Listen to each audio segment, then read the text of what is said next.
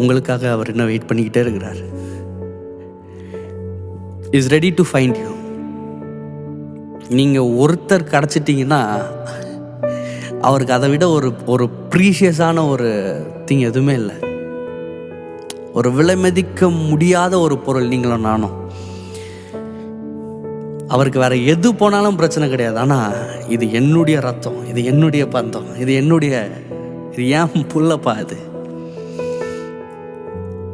இன்றைக்கி நீங்கள் எந்த சூழ்நிலையில் இருக்கீங்கன்னு எனக்கு தெரியாது. ஒருவேளை கடவுளை விட்டு தூரம் போயிருக்கலாம், கடவுள் நம்பிக்கை இல்லாமல் இருக்கலாம்.